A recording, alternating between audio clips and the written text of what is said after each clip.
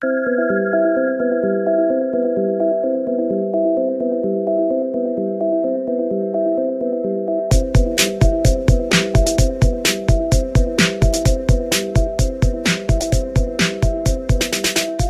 raison avec Ayn Rand par Xavier Delaporte. Aujourd'hui, avoir 20 ans et lire Ayn Rand.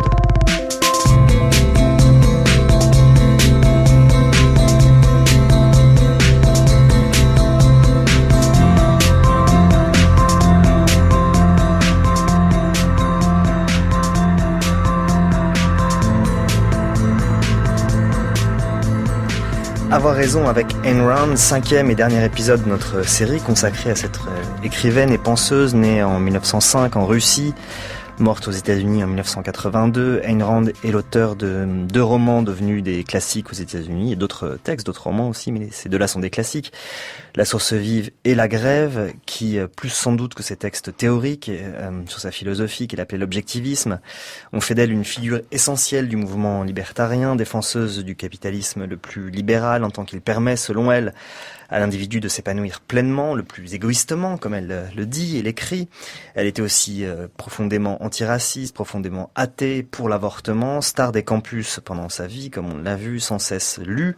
Ses livres continuent de se vendre par dizaines de milliers chaque année. Elle a connu un regain d'influence post-mortem au début des années 2000, à la fois du fait du mouvement des Tea Party aux États-Unis, mais aussi parce qu'elle inspire la Silicon Valley et au-delà. Et c'est précisément de cela dont nous allons parler dans ce dernier épisode, de la manière dont ses écrits continuent de vivre aujourd'hui avec des personnes que la lecture de Rand a affectées, pour le dire comme ça. Bonjour à tous les deux, Christophe Selzer et Mathilde Berger-Perrin.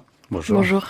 Alors, Christophe Selzer, vous êtes coordinateur national du mouvement Students for Liberty en France. Vous étiez étudiant il n'y a pas longtemps encore. Tout à fait. En quoi ?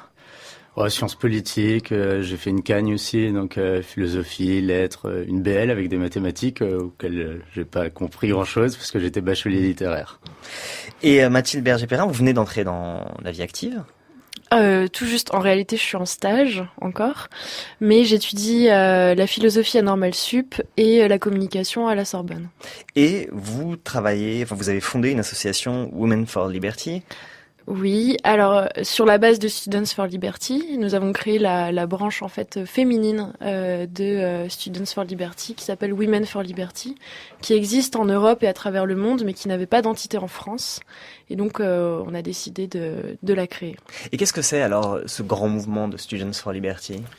C'est un grand mouvement international qui est présent sur tous les continents. Il y a un certain nombre de groupes qui est né en 2008 aux États-Unis. Et pour la France, je m'occupe du développement depuis 2014. Alors, je suis président de Students for Liberty Paris, techniquement depuis 2013, membre fondateur en 2012. Et c'est un peu un réseau, un peu comme une blockchain, puisque c'est un réseau décentré, techniquement. C'est-à-dire que ce sont que des associations de loi 1901 qui sont indépendantes les unes des autres. On a Think Libéral Sciences Po, Think Libéral Assas, donc dans des campus directement ou seulement dans des villes. Il y a une vingtaine de points géographiques en France. Et on travaille à diffuser les idées libérales et à les faire vivre. Libérale ou libertarienne ? On va dire libéral-libertarien, c'est la même chose à mon sens. Si je prends un dénominateur commun, c'est vraiment l'idée que l'État et plus généralement les institutions politiques coercitives doivent le moins possible s'occuper des choix de vie des individus et de la vie économique. Donc pour moi, le libéralisme n'est pas économique, c'est une vision du droit et des institutions. Alors, on y reviendra sans doute, mais comment est-ce que vous êtes tous les deux arrivés à Ayn Rand, Christophe Selzer ? Moi, c'est par un ami, Philippe Florence, qui a monté l'association Students for Liberty Paris, précisément. Et c'est d'ailleurs par la lecture d'Ayn Rand que je suis arrivé au libéralisme, qui pour moi me faisait peur même avant. Et j'y suis arrivé du coup sur des aspects très philosophiques ou très moraux finalement, et probablement par cette inversion des sens communément véhiculés par l'égoïsme ou par l'altruisme. C'est-à-dire que quand je regarde notamment le personnage d'Howard Rourke, qui est emblématique dans La Source Vive, voilà, l'architecte. Typiquement, c'est un jeune homme qui vit pour lui-même et qui du coup est beaucoup plus respectueux des autres. C'est quelqu'un qui déploie sa créativité, sa rationalité, qui ne cherche pas à l'imposer aux autres, ce qui est du coup est libéral, qui du coup ne dépend pas non plus des autres, et cherche à développer par par un contrat tacite ou explicite des échanges avec d'autres personnes, parce que le libéralisme c'est pas des individus et il n'y a pas de société, c'est plutôt les individus volontairement avec d'autres individus forment des communautés par contrat et qui font la vie sociale. Et donc c'est ça que le vous fondement décrivez du libéralisme pour moi et que j'ai trouvé en fait à travers ce personnage archétypal et qui moi m'a énormément parlé parce qu'en revanche j'avais plus ou moins cette conception là. Et c'est ça, quand vous parlez d'inversion, c'est ça, c'est-à-dire que tout à coup, c'est un gant retourné.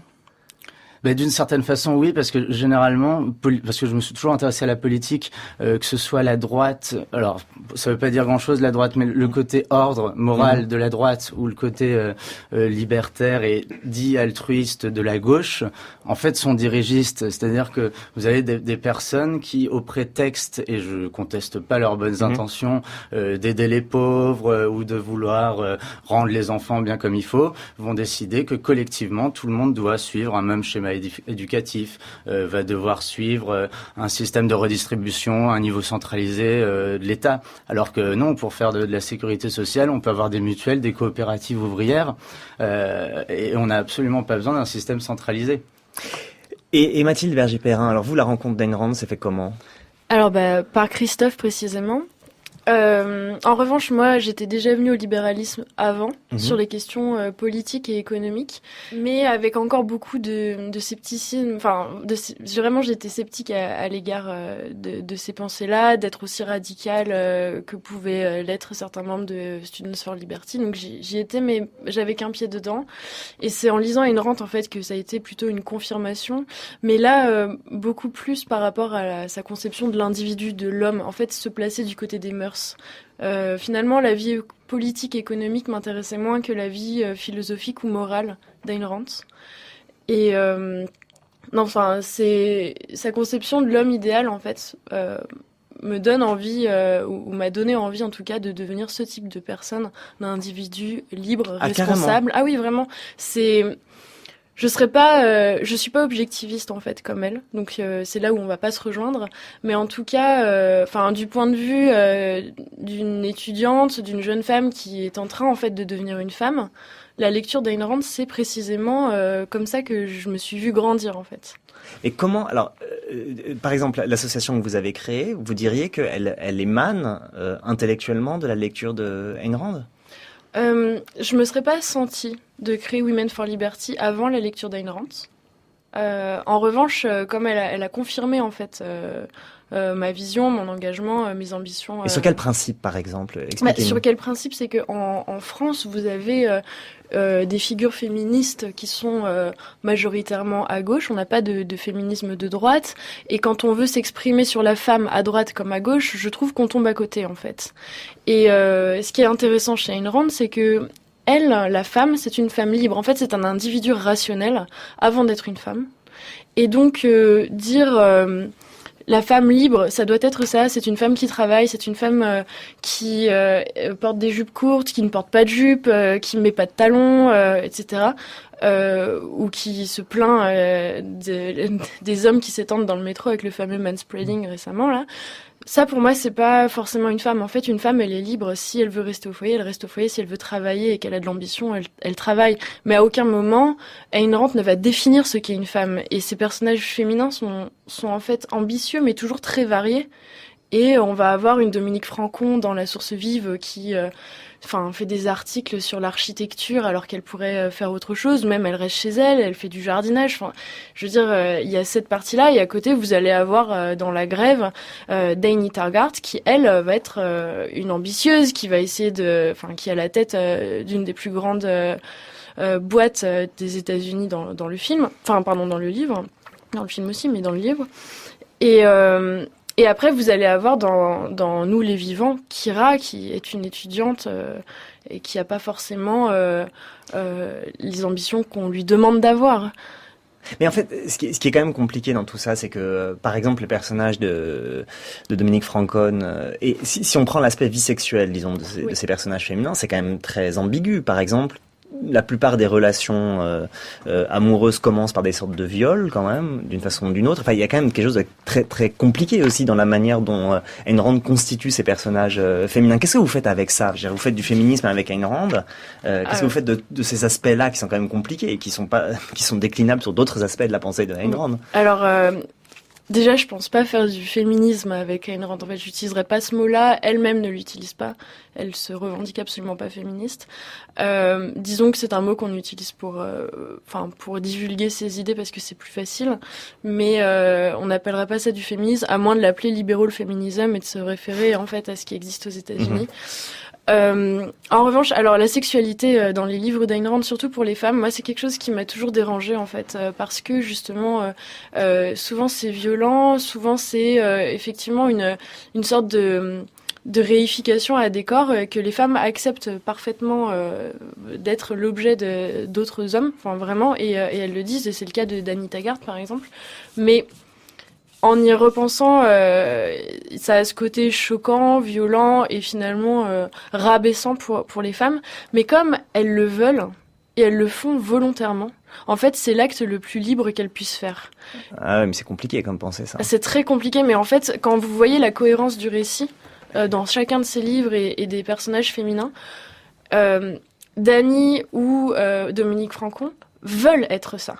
Et à ce moment-là, c'est plus du sacrifice, c'est ce qui explique Ayn Rand. Donc l'avilissement, à partir du moment où il est volontairement consenti, exactement, relève pour vous d'une forme de liberté affirmée. Complètement. En revanche, moi je continue de le dire que quand je lis ce genre de passage, je suis dérangée parce que je trouve pas ça spontané. Mais c'est normal parce que ce n'est pas spontané en fait, c'est rationnel.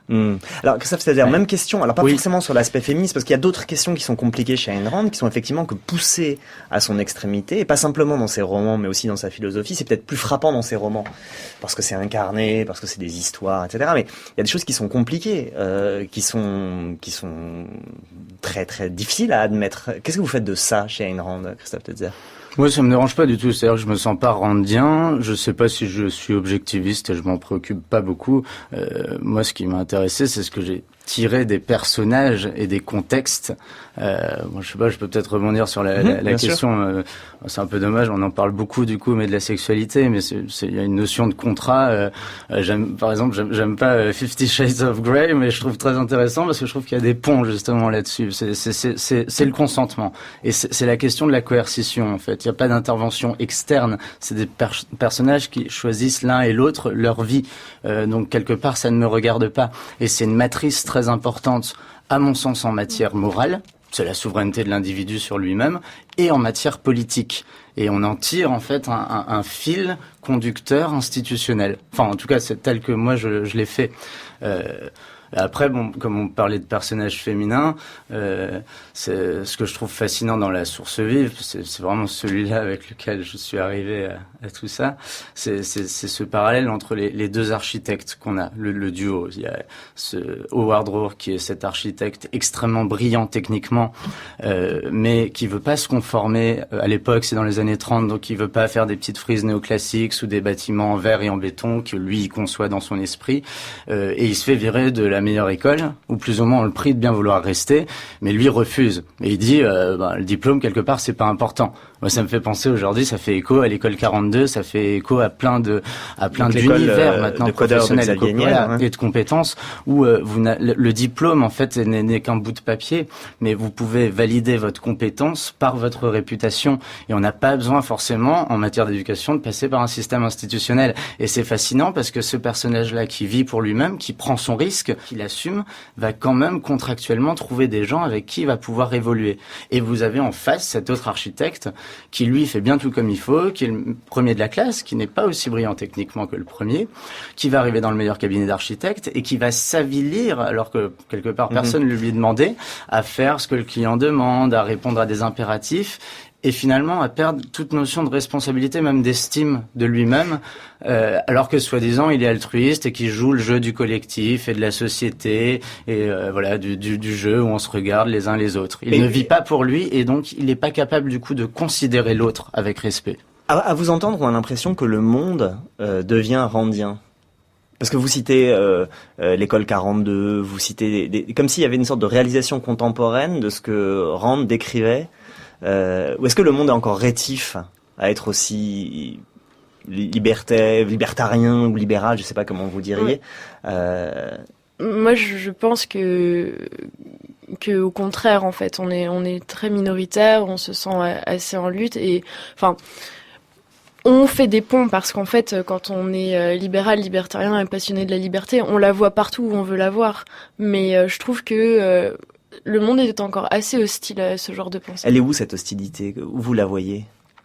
Je pense qu'elle est quelque part culturelle en France, liée à notre modèle politique institutionnel et à un certain nombre de prémices qui sont admises par les uns et les autres et qui ne se sont pas rejugées d'une certaine façon. Et comme moi je suis libéral, en plus je suis pas là pour dire aux gens ce qu'ils doivent penser, ou je suis même pas là pour mettre en place un système théorique, même si je discute et que je diffuse des modèles théoriques, j'ai toujours envie de faire appel à un individu qui est en face de moi. Je lui dis ce que je pense. Puis peut-être que ça l'inspirera, et puis peut-être que moi je vais tirer des choses de ce qu'il me dit. Mais pareil, on est sur cette notion d'égoïsme, c'est-à-dire que je vais écouter, parce que ça va peut-être avoir une influence, mais je suis responsable, moi, du choix que je fais de ce que j'entends. C'est d'ailleurs pour ça que je peux pas me qualifier de randien, moi, parce que je suis pas une rande comme une grande prêtresse, parce qu'il y a plein de choses qui me vont pas, et puis parce que précisément je vis pour moi.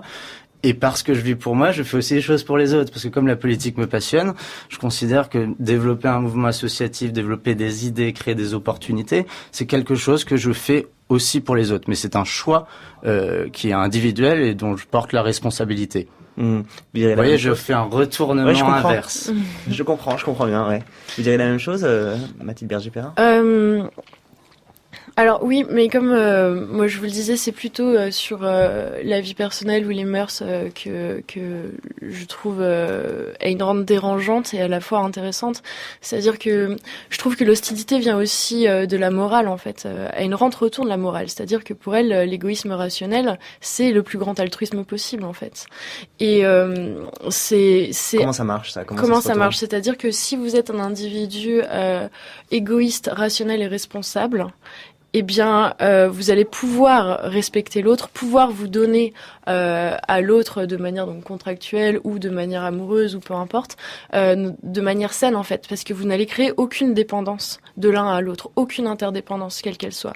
Et finalement, ce qui va relever du concept de la charité ou de la bienveillance va vraiment être un acte totalement gratuit.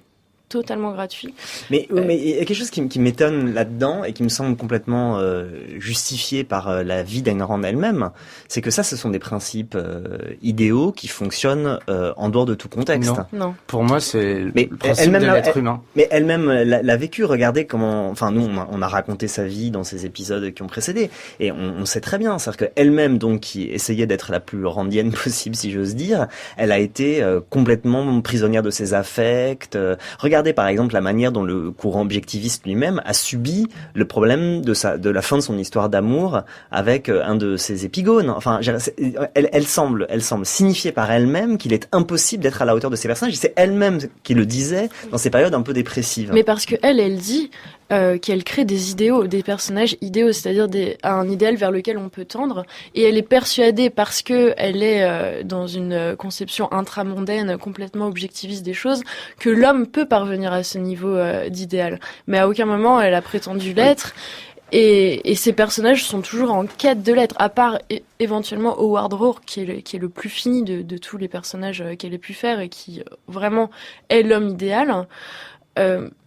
Je pense pas que, enfin oui, dans sa vie amoureuse, même dans sa vie sociale, je veux dire, à la fin, elle a eu recours à la sécurité sociale américaine. Oui, ce qui est quand même magnifique, donc, quoi. C'est-à-dire que contre la charité, contre l'État intervenant, etc., elle finit par prendre le nom de son mari pour pouvoir elle-même soigner son cancer avec avec la mutualisation de... elle est pas contre la charité. Hein. Elle dit que la charité est une bonne chose à condition qu'elle soit totalement choisie et volontaire.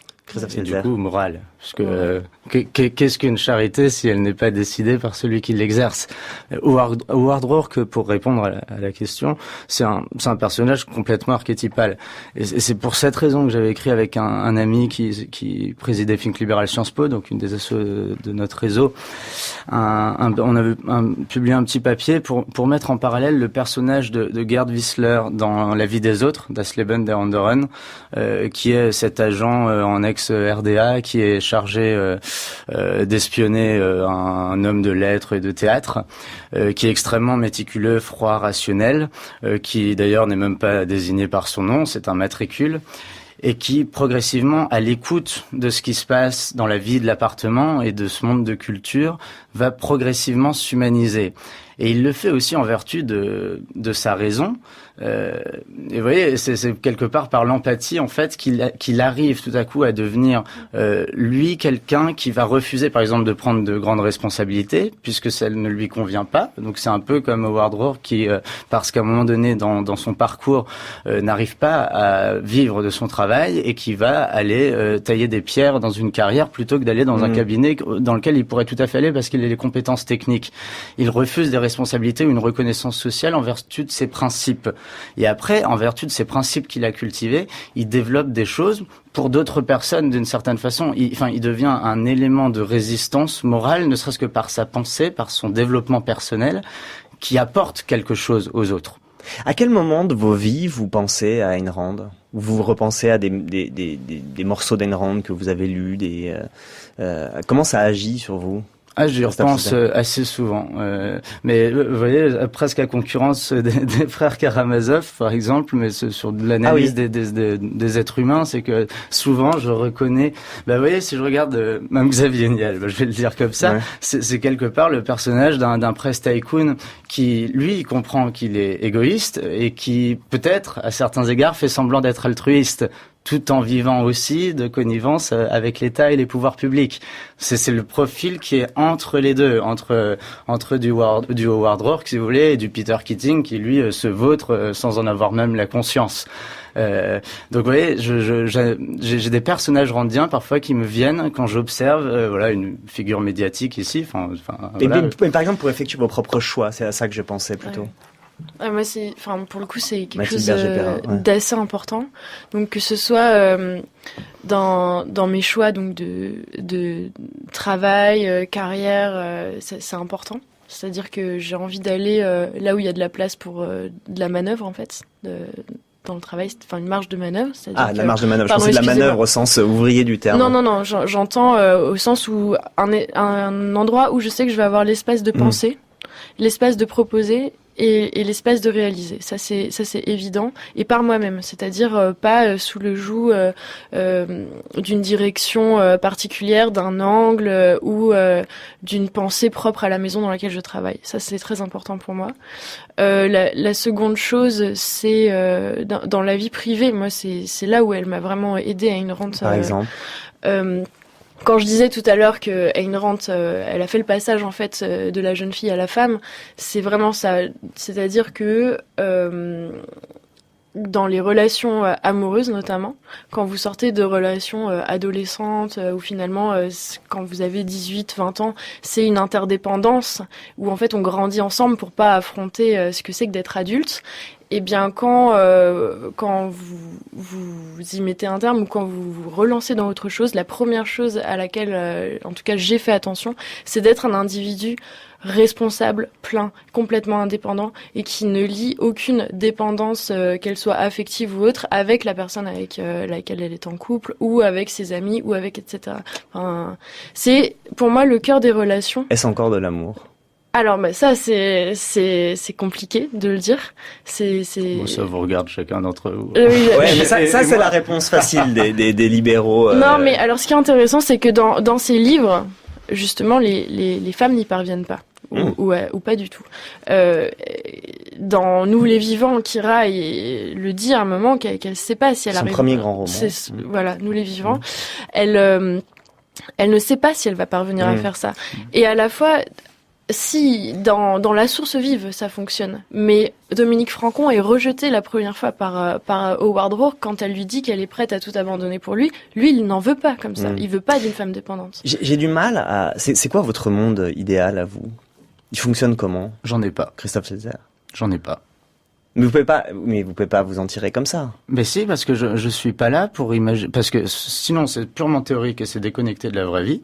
Donc moi, mon modèle idéal, s'il faut quand même que j'y réponde, c'est ce que je fais tous les jours. C'est faire en sorte que j'ai quelqu'un qui aille sur Telegram, sur ProtonMail pour chiffrer ses mails, ses messages et de fait échapper à la censure gouvernementale ou vouloir échapper au GAFA. C'est quelqu'un qui va utiliser du Bitcoin parce qu'il est contre les banques centrales. Il utilise une monnaie alternative qui existe. Il peut le faire maintenant. C'est quelqu'un qui monte une association. C'est quelqu'un qui monte une start-up. C'est des gens dans nos réseaux qui se rencontrent et qui vont créer leur propre cheminement personnel à leur façon. Ça me satisfait. C'est des objectifs que j'essaie et que j'atteins tous les jours. Ça fait un agrégat. Mais oui, mais c'est ça le truc, c'est que je suis pas constructiviste, je suis pas là en train de chercher à modéliser le monde. Je suis pas un démiurge et je suis pas un constructiviste, je suis un architecte quelque part à ma façon d'ailleurs. Mais du coup, quel est le rôle là-dedans de l'homme ou de la femme politique? C'est-à-dire que qu'est-ce que c'est le rôle même de l'État? Je suis un homme politique de ce point de vue-là. Non, mais puisque je fais des choses avec d'autres personnes, que je construis à ma part, sans plus, à ma part, je construis des organismes sociaux, des organisations sociales, des groupes, des communautés. Alors donc, pour poser ma question différemment, c'est vivre ensemble. D'accord, ça je comprends bien, mais du coup, je vais poser ma question différemment. C'est quoi le rôle de l'État? Ben je ne sais pas, parce que l'État, c'est quoi le rôle d'une collectivité territoriale? Bon, évidemment, on pense à l'État là parce qu'il est omniprésent et vous avez bien raison. Je comprends que c'est effectivement l'objet de la contestation pour vous, mais on pourrait très bien imaginer d'avoir beaucoup plus d'autonomie fiscale ou réglementaire, avoir des collectivités. Après, ça va être la question de est-ce que la collectivité doit lever de l'impôt ou pas? Et ben ça sera bien parce que ça sera beaucoup plus démocratique. Les gens se la poseront au niveau local. Il y aura peut-être plus de chances de trouver des consensus ou d'avoir de la concurrence d'un ensemble politique à un autre. Si je prends un faisceau de thématique, alors ça le caractérise pas en termes de doctrine, mais voilà, je suis d'accord avec la fin de l'état d'urgence comme Poutou, je suis d'accord pour légaliser le cannabis, les drogues, je veux simplifier, aller plus loin sur les retraites que Macron, aller plus loin que sur le code du travail que Fillon. Donc vous voyez, par définition, gauche-droite veut rien dire de ce point de vue-là. Et vous votez comment d'ailleurs? Alors moi je vote, c'est mon choix, je vote, je défends toujours les abstentionnistes parce que j'aime pas du tout qu'on leur jette la pierre, a fortiori quand en plus ils sont très actifs pour diffuser leurs idées, ne serait-ce que sur les réseaux sociaux, c'est une influence qui est considérable en tant que telle, qui est une responsabilité politique si on considère qu'elle est importante. Et après le vote ne regarde que moi. Oh oui, je vous ai pas demandé ce que vous votez, j'ai dit vous votez comment? Mais alors je vote en me disant d'un point de vue libéral, il y a rien, absolument rien. De toute façon, et puis après je fais éventuellement 2-3 petites, mais c'est là que ça peut être contestable, je fais mes petits éléments de stratégie en me disant voilà, ça c'est intéressant, ça peut, voilà, un peu comme tout le monde. Macron n'est pas libéral. Macron n'est pas libéral.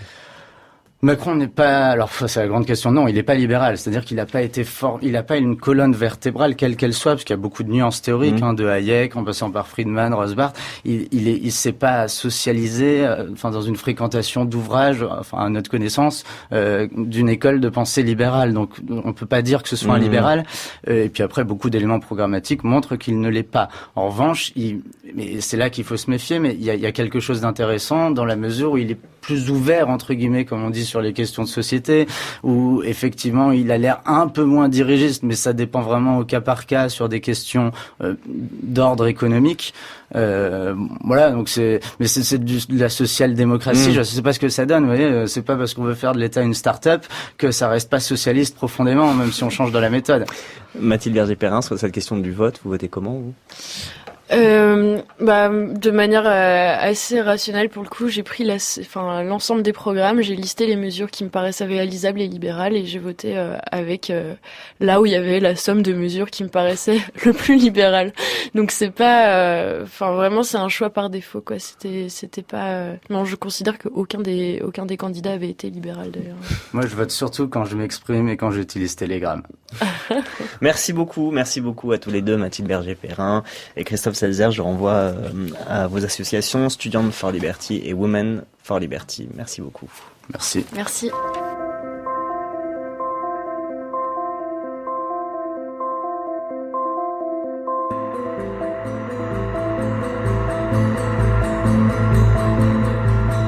C'était Avoir raison avec Ayn Rand, une série de Xavier Delaporte, prise de son Claire Levasseur et Benjamin Vignal, réalisation Guillaume Baldi.